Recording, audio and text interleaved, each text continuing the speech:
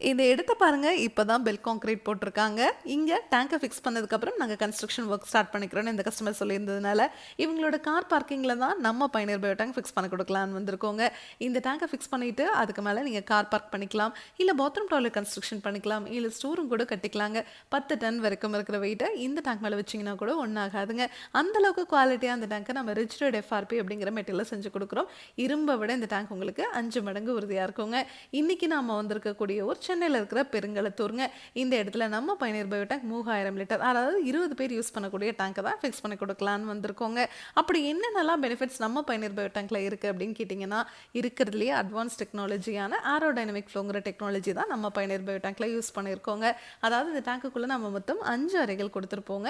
உள்ள வர மனித கழிவுகள் முதல் அறைக்கு வரும்போது 50% செரிமானமாயிரும், 2வது அறைக்கு வரும்போது 30%, 3வது அறைக்கு வரும்போது மீதி இருக்கிற 20% முழுவதுமாக 3 அறைகள்லேயே செரிமானமாயிருங்க. இருந்தாலும் நம்ம பயணியர் பயோ டேங்க்ல 5 அறைகள் கொடுத்துருக்கோம். இதனால என்ன ஆகும்னா, வெளியே வர தண்ணியில் எந்த ஒரு கழிவுகளும் துர்நாற்றம் இருக்காதுங்க. இவங்களுக்கு 20 பேர் யூஸ் பண்ணுற மாதிரி டேங்க் கொடுத்துருக்கோம். அக்கேஷ்னலாக என்னைக்காவது இவங்க வீட்டுக்கு கெஸ்ட் வராங்க, ஒரு 10 பேர் வந்து அங்கே ஸ்டே பண்ணுறாங்க அப்படின்னா கூட இந்த டேங்க் உங்களுக்கு சூப்பராக சப்போர்ட் பண்ணி கொடுக்கும். வெளியே வர தண்ணியில் கண்டிப்பாகவே எந்த ஒரு கழிவுகளும் துர்நாற்றம் இருக்காதுங்க. இதுவே மார்க்கெட்டில் கிடைக்கிற எந்த பயோ டேங்க் வாங்கினீங்கனாலும் சரி, எல்லாத்துலேயுமே கிராவிட்டி ஃப்ளோ அப்படிங்கிற டெக்னாலஜி தான் யூஸ் பண்ணியிருப்பாங்க. இதனால என்ன ஆகும் அப்படின்னா, ஒரு அறை நிரம்பினோட அடுத்த அறைக்கு தண்ணியோடு சேர்ந்து மனித கழிவுகளும் வந்துருங்க. இதனால என்ன ஆகும் அப்படின்னா, இந்த மாதிரி எக்ஸ்ட்ரா என்னைக்காவது வந்து உங்கள் வீட்டில் கெஸ்ட் ஸ்டே பண்ணுறாங்க, ஒரு 4-5 பேர் ஸ்டே பண்ணுறாங்க அப்படின்னா வெளியே வர தண்ணியில் பயங்கரமான துர்நாற்றமும் கழிவுகளும் வருங்க. நம்ம பயணியர் பயோ டேங்க் டேங்குக்கும் 50 வருஷம் வாரண்டிங்க. மார்க்கெட்டில் கிடைக்கிற எந்த ஒரு பயோ டேங்க் வாங்கினீங்கனாலும் சரி, பாக்டீரியாவை 3 மாதத்திற்கு ஒரு முறை ரீஃபில் பண்ணணும்னு சொல்லுவாங்க. ஒரு டைமும் நீங்கள் பாக்டீரியா வாங்குற காஸ்ட்டே பார்த்தீங்கன்னா 2500லேருந்து 3000 வரைக்கும் வரும். ஆனால் நம்ம பயணியர் பயோ டேங்க்கில் மட்டும்தான் பாக்டீரியாவுக்குமே 50 வருஷம் வாரண்டி கொடுத்துட்றோங்க.